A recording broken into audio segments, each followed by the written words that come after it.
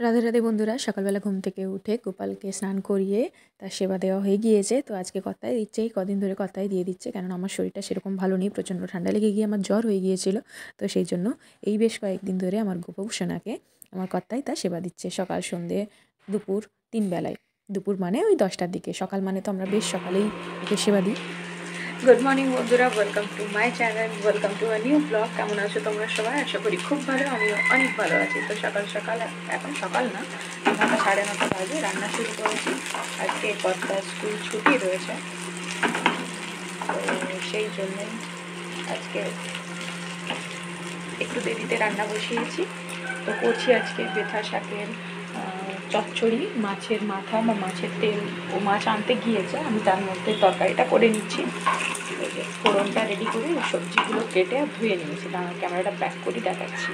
মশলা করছি 5 ফোড়ন, তেজপাতা, শুকনো লঙ্কা, পেঁয়াজ কুচি। এদিকে আলু আর বেগুন কাটা রয়েছে, এই যে বেথা শাক কেটে জল ঝরাতে দিয়ে রেখেছি। ভাত হয়ে গিয়েছে, এদিকে লাউ ডাঁটা সবজি সব করব, তার জন্য সব বের করে রেখেছি। আজ অনেক রান্না হবে। তো চলো, এটা ভাজা হয়ে গেছে, তো সবজিটা এবারে দিয়ে দিই।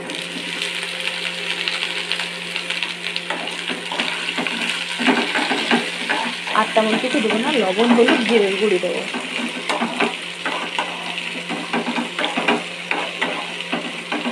এর সাথে শাকটাকেও দিয়ে দেবো। শাকটা ভালো করে বেছে বালতির মধ্যে রেখে দিয়েছিলাম, কেননা এটা তো আলুর মাঠে হয়, এই শাকটা বেথা শাক, তো প্রচণ্ড ধুলোবালি থাকে, ওই জন্য ভালো করে পরিষ্কার করতে হয়, ওই জন্য নইলে প্রচণ্ড কাঁকড় বালি থেকেই থাকে। দিয়ে দিচ্ছি পরিমাণ মতো লবণ,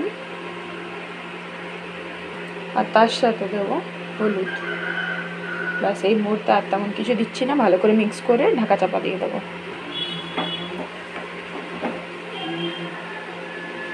প্রচুর জল বেরিয়েছে, দেখো। বড় বাটি দাও।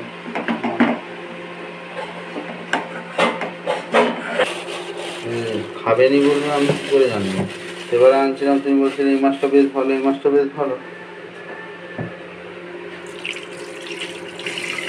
মাছ নিয়ে এসেছিলো, সব মাছ মোটামুটি তুলে দিয়েছি, 4-5 পিস করছি। এই যে মাছ বাটি বসাবো, এই কদিন দেখছি ওর এটাই খেতে পছন্দ হচ্ছে। আর তার সাথে এই যে মাছের মাথা দিয়ে চচ্চড়ি করে নিয়েছি বেথার সাথে। তো জল ফুটে গিয়েছে, সব টমেটো, কাঁচা লঙ্কা, ধনেপাতা, পেঁয়াজ কুচি দিয়েছি, জল আর লবণ আর হলুদ, অল্প একটু রসুনও দিয়েছিলাম, আর কিচ্ছু না। এবারে মাছগুলো দিয়ে দিচ্ছি এক এক করে।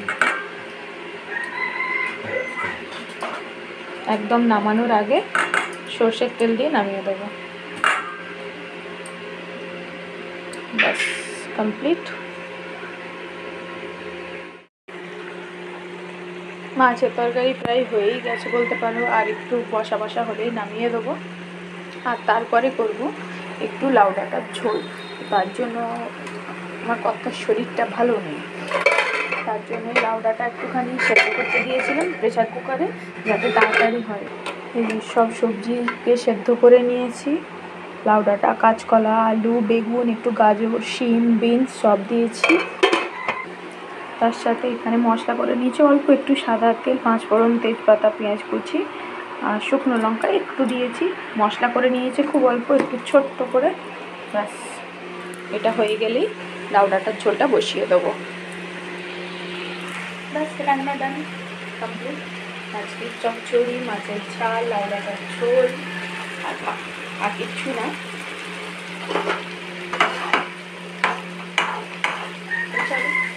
এই দেখো, বসা বসা হয়ে যাচ্ছে।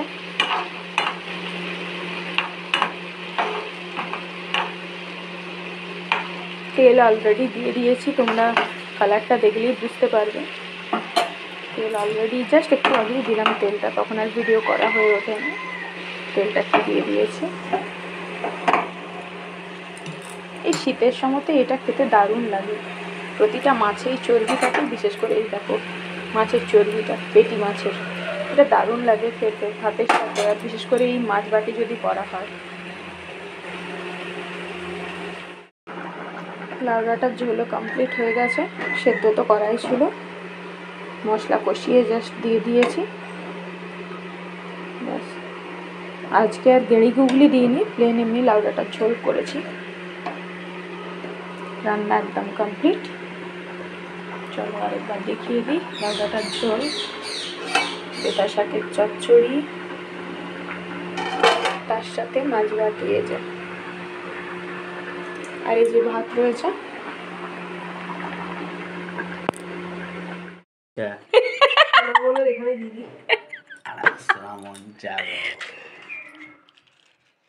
সিম্বি তাড়াতাড়ি আয় কিন্তু।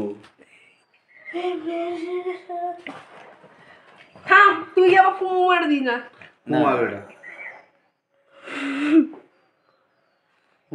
ফুটা দে সিম্বি।